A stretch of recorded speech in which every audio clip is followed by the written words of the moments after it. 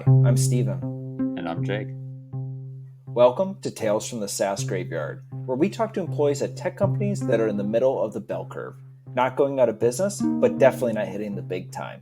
The SaaS Graveyard is a purgatory populated by companies that have made it to annual revenues in the 30 to 50 million range, but can't get to the next level, which is pretty impressive outside of Silicon Valley, but frowned upon here. We interview folks in various roles about their experience working at companies like this. We're looking to see what common themes emerge across industries and roles. Today we'll be talking with our friend Joe, who worked as a data scientist for a company that did tracking and analytics for physical retail spaces. It's going to be exciting as we're going to delve into the world of big data. Steven, how do you feel about various tech companies tracking you and using your data? You know, Jake, most of the time, if I feel like I'm getting a better end experience of using their product by them having this information, I'm generally okay with it. But if I feel like the company is just using my data and not making the world a better place, then I kind of intentionally keep my data inaccurate on those websites just to spite them. I also think a lot of the times with a lot of these places that just make money from advertising, the people that you really like on those platforms, there's other ways to support them other than just watching the ads where they might be only getting a small cut of that revenue. That there's other ways to support those artists, whether it's through like their own personal website or buying stuff directly from them. So I always recommend going and doing those things opposed to just relying on the ad revenue from the video you're watching to go to that creator or maybe that song you listen to being the only way. What about you, Jake? I think that companies using my data, that's just part of the bargain of the internet. And I'm comfortable with everyone using anything that I do online, just because I don't ever assume that anything is private. I assume that even if something is marked private or no one can see it, that there's someone somewhere who has access to that data, and either accidentally or maliciously it could be leaked out. And so things that I'm embarrassed about, like maybe listening to Avril Lavigne on Spotify, for me to actually press play on one of her songs, I have to be comfortable with the fact that that information is going to come out in my 2028 presidential campaign. Um, so, to all the kids out there, don't send a picture of your penis to anyone unless you're okay with everyone seeing it. Yeah, Jake, that's a great point because you never know. For all we know, this conversation can be being recorded right now. Well, I hope it's being recorded right now. And on that note, let's bring in Joe. And Joe, thanks for coming in today. Thank you. So today we're going to talk about your time at Aristotle. Can you tell us what were you doing before you joined there? Yeah, I was working at another startup, five people startup at doing biotech, um, just doing data science, and then I found our startup. So when you say you found them, were you at that point then actively looking for a change in roles? Yeah. So we just got the Series A at that point, and I was looking for a change. Actually, found a link on Hacker News in Y Combinator. They have a monthly posting, so saw that and apply. I applied to a couple of places, and this one was the one that seems the most interesting, and that when I joined them. So what was it about Aristotle that drew you in? Like you saw the posting, why did you choose to apply to that particular one? Yeah, so the previous startup was actually one of the first one I did in a long time, and it was kind of too small and not enough data. Aristotle has lots of data. When I talk to them, they have a lot of deployed models, and so they were like much more developed. And at that time, I was kind of transitioning from a software engineer to a data scientist.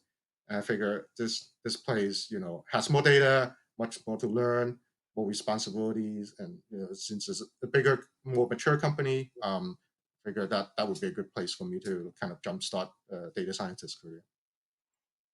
Cool. What were your impressions of the people that you interviewed with? Yeah, so people I interviewed with was pretty cool, pretty laid back.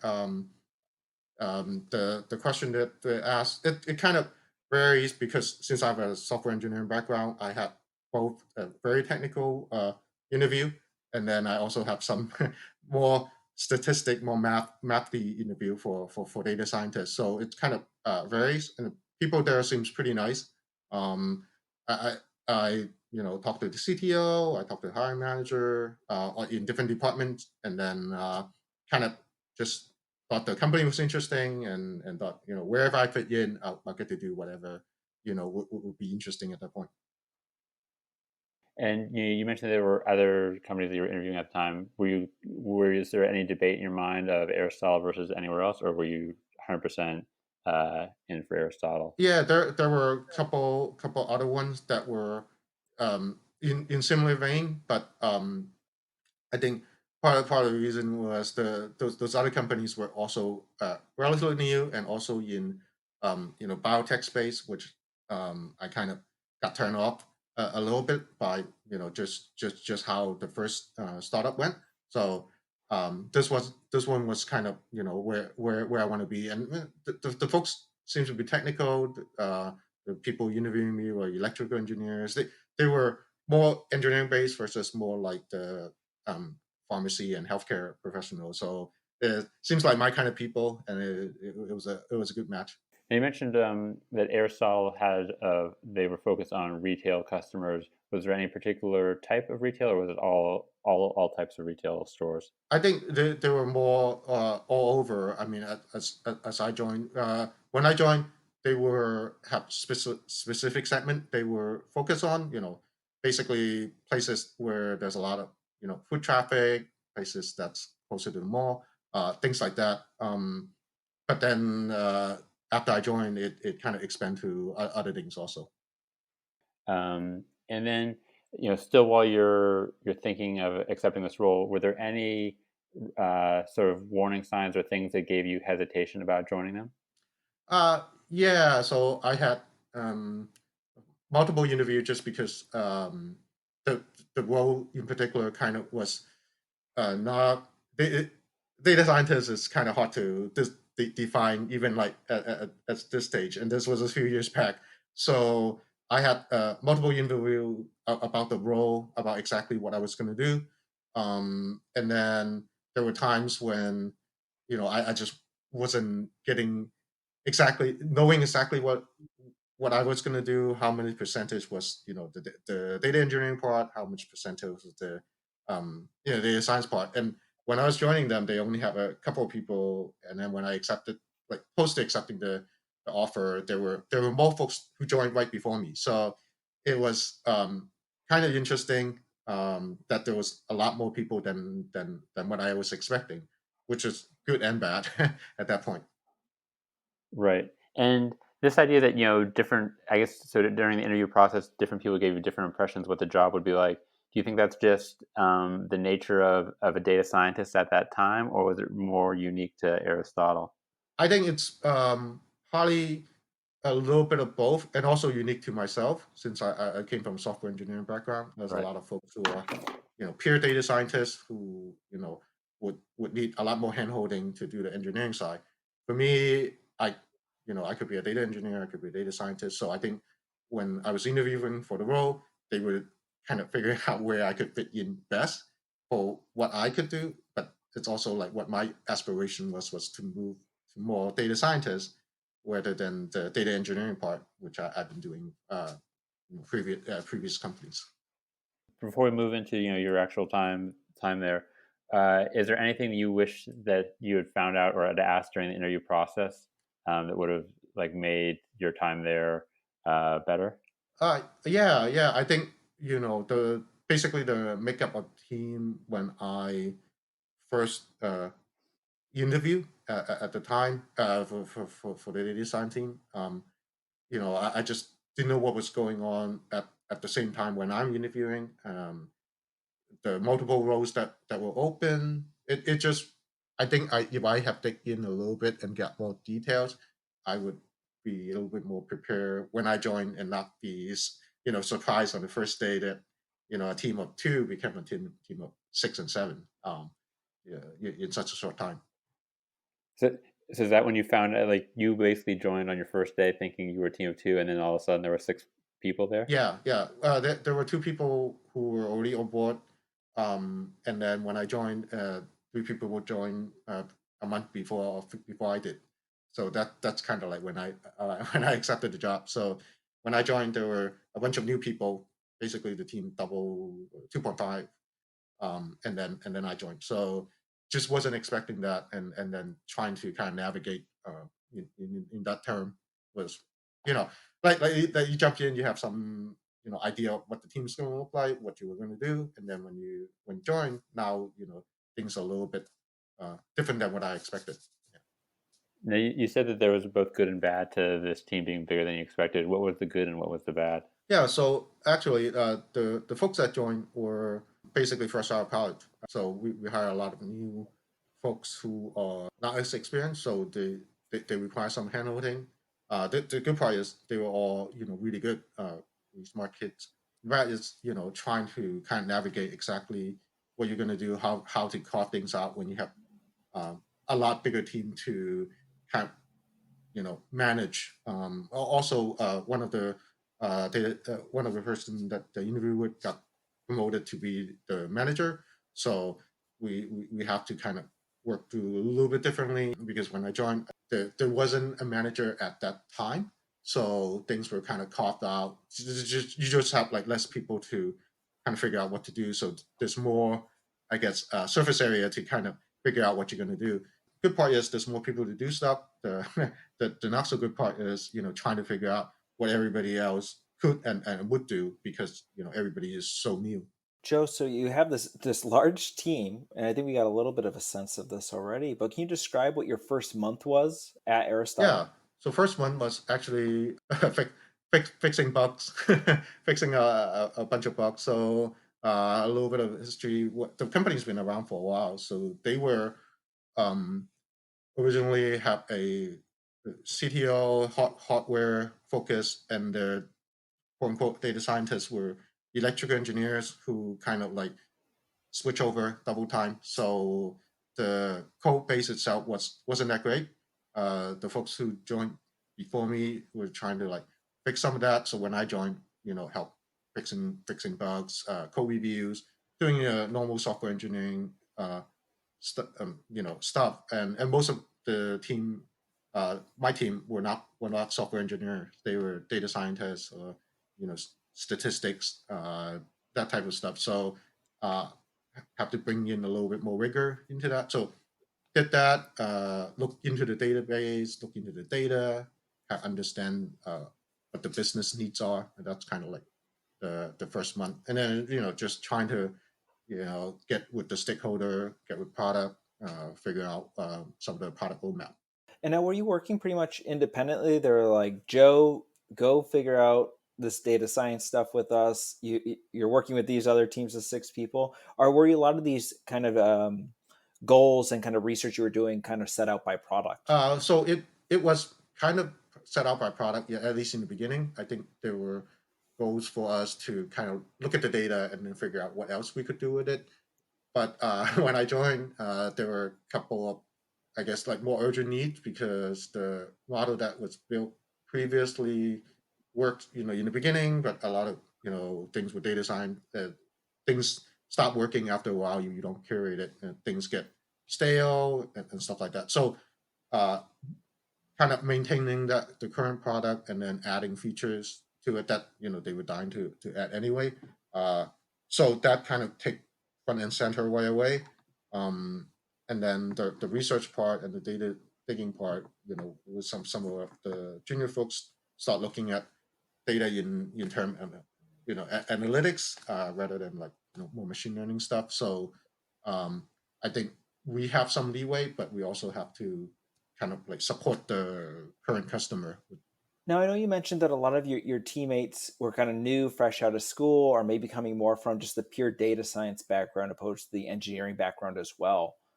Do you think there was a mistake in the process of hiring people, that there should have been focus on more people like yourself of who do the blend, and they overestimated what data science meant in hiring someone who's purely data science focused opposed to engineering for the team? No, I don't think so. So we do have a data platform team who moves a little more like the traditional data engineering who could do some of that.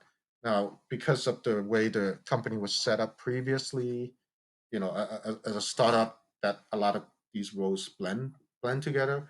So there were the data, you know, need to be massaged a little bit more, and the way that the model was built was a little bit more on the engineering side. So it requires a little bit more engineering work. I mean, nowadays you would probably use other tools or data warehouse, like something a little bit easier to manage for the data scientist. But at that time, a lot of things need to be done, need to be clean, and things more data engineering work than what we require today. So when they hire, I think more folks on the data science side, I think the idea was to beef up the data science muscle. But on the other hand, without good data, it's hard to do the data modeling. So I think it's like cart before the horse, or yeah, before the cart. I think at some point you really don't know until you start digging in, and a lot of the folks who were there before kind of already left.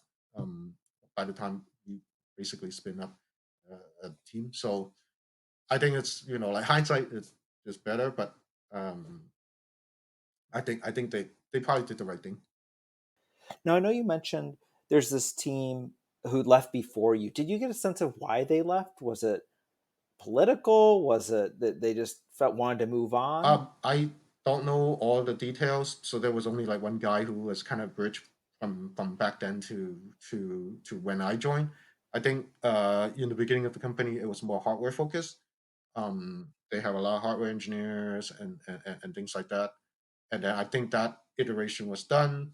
When I joined, the iteration was more moved to software. The hardware side was more partner, so there was not as much need for that. And I think other people just move on. I you know, wasn't exactly sure why that was.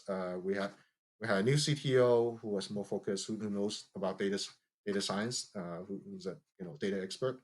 So the CTO hire probably the need for the data science team to beat that up. I think that's kind of how it evolved. Now let's look at more just kind of your lifestyle when you're at Aristotle. What was the office like? Was there an office? Did you work remotely? What was the office like, or what was your office environment while you Yeah, worked yeah. there? So it's one of these warehouses. I mean, it's like what you expect from a startup. It's the warehouse with high ceilings, big windows. It's practically a converted warehouse. And then we have open office. Team sits, at kind of like the own group. The data scientists sit in the group, engineers sit in the group, and then we rotate every like 6 months to just get people into different area. So yeah, it's pretty typical of a startup. Oh God! And so they would literally just say, "It's been 6 months, Joe. We're moving your desk over to this place," and so everyone just has a new scenery at that Yes, point. yes. Actually, move the whole group. So the whole group will move. Like the data science group will move, the engineering group will move, the go to market will move at the same time. You move as a group, but the group, some people get window one time, and other people get at the wall and at a different time. Yeah, Pretty much, you'd stay at the company until you had your window spot, but as soon as you knew you were in the rotation where you had the wall period, you knew that was when you were going to yeah. plan on leaving the company. Exactly. The less sunlight you get, and yeah, it's a predictor. Yeah. Now, would you say that the office culture was it lively? Were people usually in the office, or what was the office vibe? Yeah, I think Office 5 was pretty good. I think, there was a kind of separation between, the engineers and the, sales and go to market, that kind of thing. But overall, I think it was pretty, pretty collaborative. Obviously, engineer comes in at 10, folks are in by 7 or 8, especially when they have to deal with the East Coast customer. Um, for the data science team, it's even weirder because in those days it was we have a lot of because we the new folks, and it's much more of a I guess college environment where there's a lot of like discussion. There's a lot of uh, I would say like similar to seminars, so a lot of learning going on there compared to your typical engineer where you have in engineering where you have meetings and you code all day, and this one's a little bit more communications and just talking stuff out. So while you were there, what was the thing that you're most professionally proud of that you were able to accomplish? Yeah, so um, when I was there, I actually built a second version of the pipeline. So I wish it was more data sciencey focused, but what actually ended up happening is kind of pivot to a little bit different product line. So the data that we're getting was not good enough to do any more models. So since I was more of an engineer, I got tasked to do second version of the data pipeline. Took like 4 months to get that out, and it worked out pretty well. And then from that, all the other folks could do more of the modeling and data science. So that enabled more people to do more of the data science stuff. So I think that was a pretty good accomplishment. So you guys pivoted. You needed a new data pipeline in order to do data science. Was the old pipeline just worthless at that point? Like you guys were dead in the water? Yeah, so it was supporting a different model, different way of doing things. So the data just wasn't enough and wasn't rich enough. So we need to basically go back and dig up more stuff from the data that we have and enrich them and do more stuff for it to support newer model. So the old one still kind of runs, but that business was kind of winding down. We have to support some existing customer, but the new pipeline could support both. So, I have a question. You mentioned that you joined Aristotle because you wanted to move away from the engineering and more into the data science, and yet here you'd been asked to stop doing the data science and move back to the engineering. yes. How did you feel about that? Well, yeah, that's when I feel like been doing this for a while. I feel like okay, yes, you have to kind of like get the data out to do that anyway, and there wasn't anybody else to it. So for startup, you just kind of pick it up. But after that, I really want to move back to the data science. But the problem is, once you build something, you kind of own it. So yeah, so kind of got stuck doing that rather than having more time to do the data science part. So I was kind of paying it forward and thinking gonna be able to do more data science after that, but it still wasn't the case just because there just wasn't enough uh, the engineering on the data science team to do that part. So yeah, it was a little, I guess, disappointing from my point of view, Mhm. but at the time that it's something that need to be done, so I was willing to do it and pay my dues, sort of way. Were you surprised when this project was given to you? Was it kind of like, wait, what? We need a whole new data pipeline, or was that expected? No, that was kind of surprising because I think the maybe other folks already knew the some of that pivot, but I wasn't kind of expecting that. I kind of knew that I would have to help out because pipeline's always the analogy is like it's always leaking. You have to kind of repair it, but to come up with a completely new pipeline that was kind of different than what I expected. What was your most memorable day at Aristotle? Yeah, so let's see. I think one of our customer was actually in San Francisco, and then we all like Uber there to kind of test out our model. The model is you have your phone, you have your Wi-Fi, you walk by, and then it picks it up, and then do some uh, kind of analysis, and then you get the result back to the customer. One time we were rolling these things out, and then the CEO was like, "Oh yeah, let's all get into the call Uber, go there, have yourself record it, and then see the result back." Came back and look at the data, so that was pretty cool. Oh, interesting. I've never heard of dog fooding quite like that before. That's pretty Yeah, cool. But I imagine that was a pretty expensive road trip for yeah, it everyone. wasn't. I guess it wasn't so bad. Maybe like It- I don't know if everybody went, but a lot of folks went there, at different time actually. Yeah, because we want to test it at different time. So yeah, go at different time, see if people show up on the analysis, and then see how good it was. Yeah. And so, was the data good? Yeah, it was pretty good, pretty accurate. Well, we kind of know what we're looking for. you that's how these things are, right? For models. If you know exactly what you're looking for, you're gonna most likely find it. If you don't, and it's needle in a haystack. So I think it was okay, and we knew when and where to look for it. far as perks go, was there anything that made Aristotle's perks unique or something that was really delightful about working there? Yeah, yeah.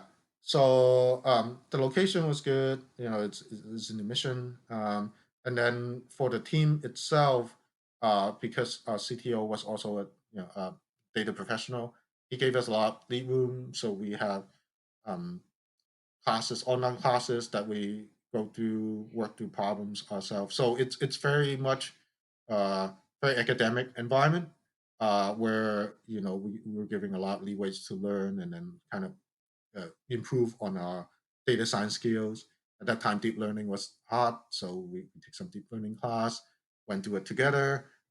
So it was very interesting, on top of the job that we were doing. So that was a very good perk from a data scientist point of view. Was there ever a point that you had a hunch that like maybe things for the company weren't going as well as you were hoping they would be? Yeah, yeah. I think I joined like in the middle of, I want to say like the summer. I forgot. But then at the end year end, there was some sales target and we missed that, and they were starting to have some turnovers. So I think that's when I saw things were not going as well, and when we not just pivot, but you pivot and then another pivot. Not really pivot, but adding on things that are more. I mean, when I'm talking about the company itself, most people would probably have that lights about, privacy issues. I think when I joined, it wasn't as big of a deal, but as things were getting more, I wouldn't say desperate. When the current business is not working, then there's more privacy issue creeps that I was seeing that I wasn't as comfortable with, and that's when I knew that, that's probably not going to be good for me long term. Oh, Yeah, like in the sense that the policies the company was setting out were on the line of like, is this good for the world or not? Is that what you're saying? yeah, yeah. Because before it was tracking more anonymously. Like the number of people and um, traffic time, things like that. Whereas in order to actually make more money, you would have to kind of go the advertising route, right? And who shows up? When are they showing up? Who are these people? And then you could like monetize that a little bit better. Um, and then I think it kind of go on a more slippery slope as you think about the way you monetize, right? You think about people like Facebook and other folks. The privacy angle gets more blur as time goes on, especially when you need to monetize. So yeah, that's when I knew the traditional way of doing things, counting how many footsteps in a store, it's not going to make as much money. And then you have to do things that's a little bit more borderline. That's when I thought it wasn't to what I like to do. Did any of your colleagues share with you the same concern? I think everybody has those concerns, especially the data scientists, data folks, because we all could see what the data are, and everybody kind of thought about it, but it was, you know, I think people already voiced some of those opinions in terms of, but it wasn't blatant or it wasn't like at the point that we were uncomfortable with, but being in the business for a little bit, for a while, I could see where it's going. um, so yes, there were talks, but it wasn't. I wouldn't say we haven't seen it coming, but it wasn't happening just yet when we were starting to discuss those things. And did the leadership team ever address kind of, hey, this is why Oh we're yeah, doing it and this is why we think it's okay? yeah, yeah, yeah, yeah, yeah. So I mean that was addressed like kind of day one, but that was for a different uh, product. When we pivot more and more, you could see certain things are moving towards the other way, and then obviously leadership address those. Um, but I guess there's a degree of what you could be comfortable with. Um, you know, so I think that's kind of more of a personal choice. But leadership that provide rationale. But it depends how much you buy those. Yeah, no, that's definitely a challenging situation of especially if things are pivoting slightly, but it's reframing the whole kind of problem space of what the company is willing to do. That if you're just slowly Mhm. moving more and more to that other side, uh, you can see where it's going. Yeah, yeah. I mean, that's a personal decision anyway. Like, maybe they won't, maybe they would, but I don't want to stay to find out Yeah, exactly where that is no, going. that Yeah. makes total sense. And I guess outside of this issue that we just discussed, was there anything else really ridiculous that the company did, whether it was just culturally or a weird investment? What stood out to you as something just ridiculous that you couldn't believe that they were doing this thing? Leadership were like really into the VC because they've been around for a while. So there are other people pitching us, and we're pitching VC, and other people pitching to us. And I got to join in some of those some of those meetings about weird way of utilizing Bluetooth and other technology, and some of those were I would say kind of totally weird and bogus. Um, but since I was never on this VC side or funding side, it was pretty ridiculous on what people will throw at you, and then how you respond to that. It's also very interesting. I mean, you could kind of visualize how these things will go when people pitch you like crazy stuff, and then you can't well, you don't want to, tell them to their face, but to where you contort yourself to kind of tell them, oh, yeah. So those were kind of funny, I would say. Yeah, more funny than ridiculous. Yeah. Joe, you mentioned that you started to have concerns about the direction the company was taking. Um, was there was it one particular moment, or was it just sort of over time where you see, okay, they're doing this where they're going a little bit more, after personal data that you don't feel comfortable with, or was there one moment where you're like, oh no, I have to go? Yeah, it was slowly, but the CTO that kind of started the data science team. He was he had left. I don't know what the circumstances were, but he had left, and then other people start to leave. So at that point, I kind of knew something was up, and that kind of coincided with all these like pivoting also. So and I was ready to go. That was the time when I was successfully push out the pipeline. I thought I had done what I pay my dues, and there wasn't a lot of data science work that I like to do at that point. So it was a combination of things, and it kind of all happened, when things pivot and people leave. So yeah, that's kind of when I start thinking about leaving. You notice that people are leaving, which is often when there's turnover at the time the business isn't doing good, and when the product is pivoting, that's another sign. But did you know explicitly how the business was doing, or did you just take those indicators and infer that it was not doing it as good as you would want? Yeah, yeah. I didn't have the information, financial information or things like that. And the company didn't share it at company meetings or anything like that. I think they might have, but it a lot of them don't really make sense to me. It's always like, oh yeah, there's one way. There's like how much we're making, but I knew it wasn't what we had set out. I think right before I joined, there was a new round of funding, and the funding was to get a certain amount of amount sales for the next year, and I know we weren't hitting those target, so that wasn't working, and that's why they were pivoting and stuff like that. So I didn't know exactly what those numbers were, but I knew it wasn't looking good. Got it. And so then, when you started looking elsewhere, were you looking really more than just for that pure data scientist role?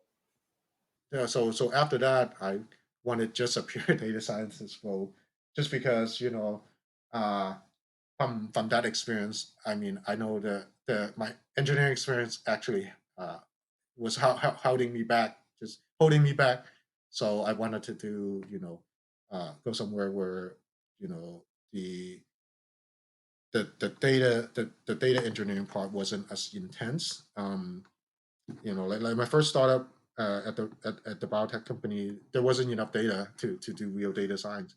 So that's why I joined Aristotle. And then when I left Aristotle, it was, that wasn't actually the concern, was the number of data. It's actually like the business proposition, what you could use your model for. So that's kind of where I want to go. And then, I was ready for something different, and not doing any more data engineering. Was there anything that was making you think, well, maybe I should stay at Aristotle, or were you knew you had to go? Yeah, I knew I had to go. And the job market was, doing well, and there were a lot of, people contacted me, and opportunities that was kind of uh, suited to what I want to do. So that's when I decided, oh yeah, it was time. It was just waiting for the right opportunity. Right. I imagine not being a data scientist, but I know that at companies I've worked for, when we want to get a data scientist, it's always very hard, and it's seen as like this rare commodity to get a good data scientist. So, do you always feel that you have your pick of jobs and you can really sort of dictate where you go? I think, for amount of time, I believe so. It's not. I think there's a lot of data scientists coming up, like bootcamp and stuff like that. But being a little bit more seasoned data scientist, having some experience and actually knowing how to work in that environment, yeah, I believe, give me an edge. So, and having a network also help. Um, but yeah, I think, the issue is most company don't really know what they need a data scientist for. So, like, yeah, it's hard to hire a good data scientist that will fit your need. Maybe it's not as hard to hire a data scientist just to have a data scientist. Right. And do you feel that through the interviewing process? You mentioned a little bit even at Aristotle that people don't necessarily know what they want, but they just feel like, oh, we have to have a data scientist. Yeah. Yeah. A lot of places do feel that way.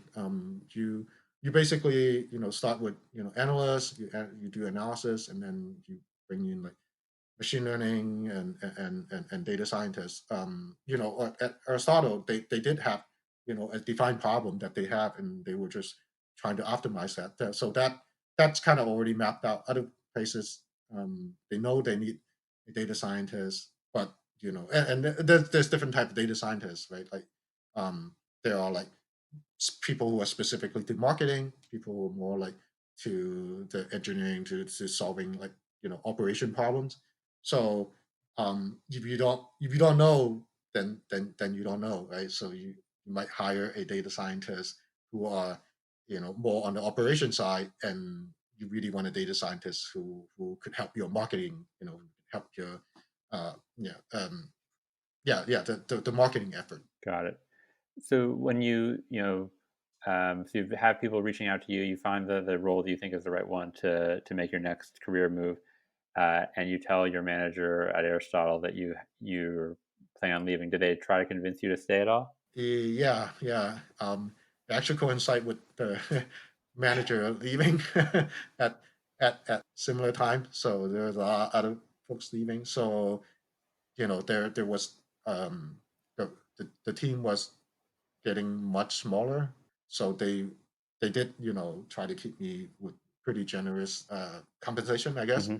But I knew I didn't want to be there for the long haul. So Is there anything they could have offered you that would have made you stay? no, they were giving me really sweet deal, but I just didn't see myself staying there. So Well, you're a better man than I could easily be bought.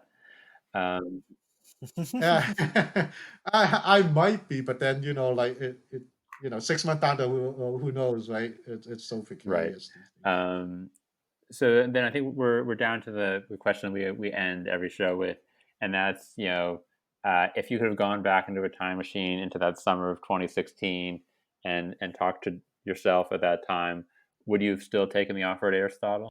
I probably won't. Yeah, I probably won't. Like, knowing what I know now and the situation that I was getting in, I probably look for something slightly different, less on the engineering side. Uh, it was just the perception of doing more engineering versus more pure product type deal, because I was talking to a lot of engineers. They were really hardcore electrical engineer and things like that.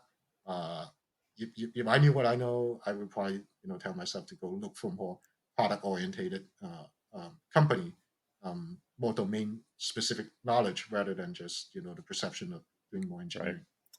Well, Joe, thank you so much for coming on the show. This was very insightful. Stephen and I are as far away from data scientists as possible, so it's really great to hear your side of what it's like to work in that field. Oh, thank you. Thanks, guys.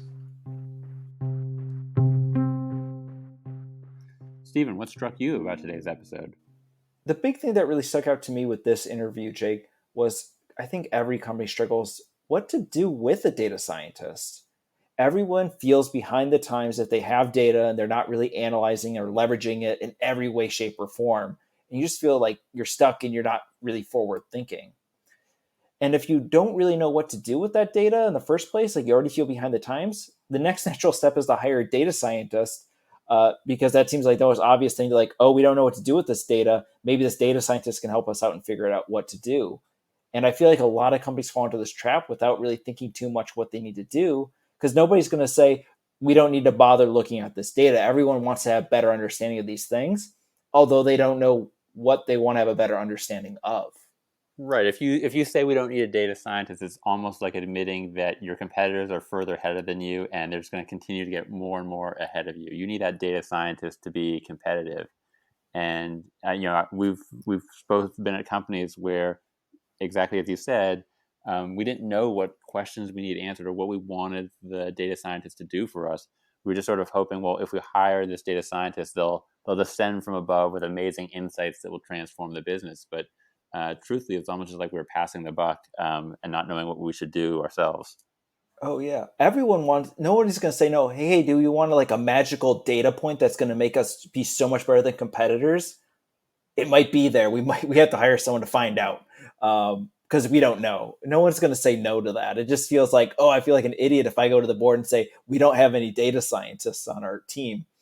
It doesn't make you sound smart.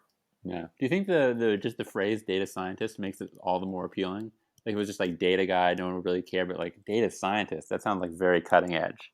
It does sound cutting edge, and it just sounds cool. Data guy, data person. Yeah, it's all about. I think it's a scientist suffix on data that really makes it shine. I think there's some other interesting aspects from this episode as well, especially when it comes down to your job responsibilities. Yeah, so I was really, it was interesting that Joe had wanted, he joined the company because he wanted to move away from being a data engineer into being a data scientist. But then they asked him to take on this project because he's the only one with the skill set.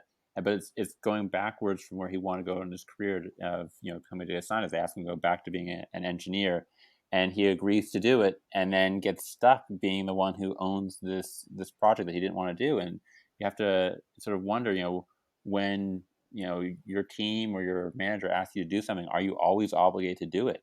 At what times can you say no, or should you put terms on it, like I'll do this project for 3 months, but at the end you have to promise me that I'm going to be full-time data scientist. How would you have acted in that situation? Oh, it's so challenging, especially I would say when you're new in your career. Uh, you don't know to say no to certain tasks. I know I used to have a manager who would come into my office after being told politely no to certain projects by one of my colleagues. He would then come to my office and say, Stephen, I have a great new opportunity for you. To who can say no to that? And no one wants to be the person saying, no, I don't want to do this critically important thing to the company, because it just doesn't make you seem like a team player. And even if it's not what you want to do, someone has to do it, but you don't want to be the person owning it forever. And there's not really a good way to have that discussion with your manager at the time. Like, I'll do it up until this point. It's more of just like, hey, can you take care of this for this time for right now? But there's no discussion of like, what does it mean for the future, which I feel like a lot of people miss out on. Right. I like the thing about being a team player, because there have been times in my career where I've taken on things that are outside of my responsibility, and I think that it reflected very well upon me. That people thought like, oh, he's willing to do whatever it takes to help the business grow, And so it can be beneficial to take this stuff on. And so maybe it's just you really have to look at it on a situation by situation and see is it worth the risk that I want to be known as the data pipeline guy instead of the data scientist guy, and see is that risk worth taking, because it can sort of raise your profile in the company overall. So true. There's just a lot of things you have to take into consideration, and I think my advice to people on that is ask about, like, if you're concerned about the project, make sure to like kind of set up some bounds of kind of where your area of responsibility will be during the duration of this project you don't really want to be owning. And with that wraps up episode 8. Thanks for tuning in, and stay tuned for the near future for episode 9.